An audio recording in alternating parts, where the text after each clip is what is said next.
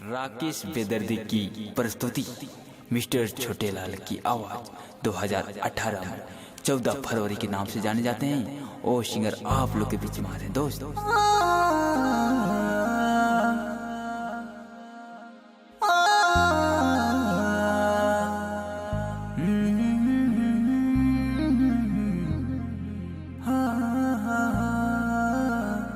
आवते लभर मिल के दीनी रे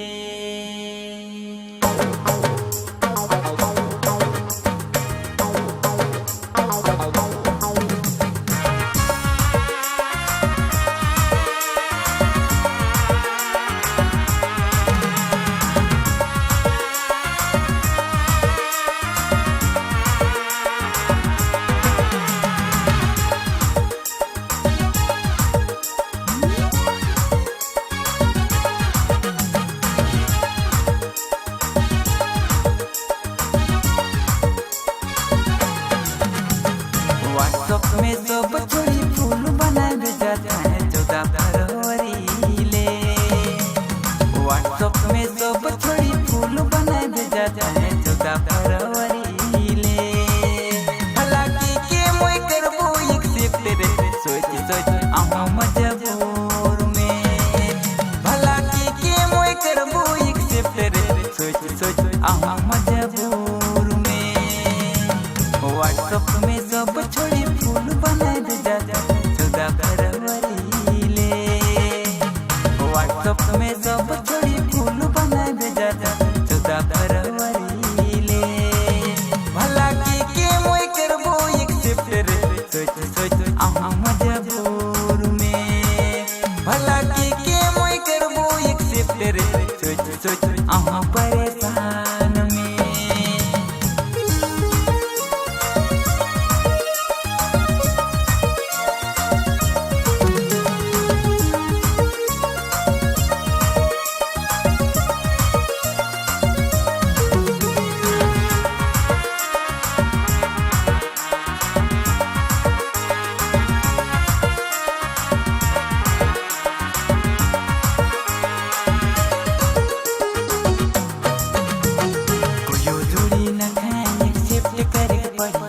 कोयो छोड़ी के अपन लवर माने के पड़ी। कोयो लवर न खाए एक्सेप्ट करे के पड़ी। कोयो छोड़ी के अपन लवर माने के पड़ी। ओ लला आवाते 14 फरवरी रे केकरो से फूल चुके के पड़ी। ओ लला आवाते 14 फरवरी रे केकरो से फूल चुके के पड़ी। व्हाट्सएप में सब छोड़ी फूल बनाए भेजाता 14 फरवरी ले। व्हाट्सएप में सब छोड़ी फूल बनाए भेजाता 14 फरवरी ले।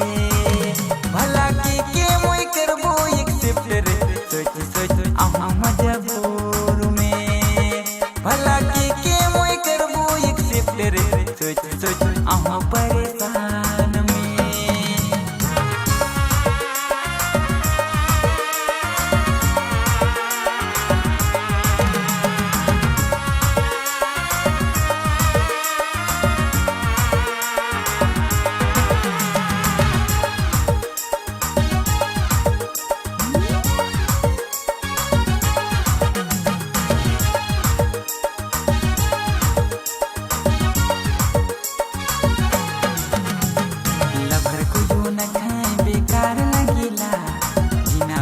लवर बिना क्या जिनाया।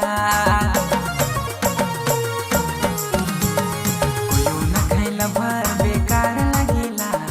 जीना भी लवर बिना क्या जिनाया। ओ लला आवते 14 फरवरी रे केकरो से फूल चुके के पड़ी। ओ लला आवते 14 फरवरी रे केकरो से फूल चुके के पड़ी। व्हाट्सएप में सब छोड़ी फूल बनाए भेजाता 14 फरवरी ले।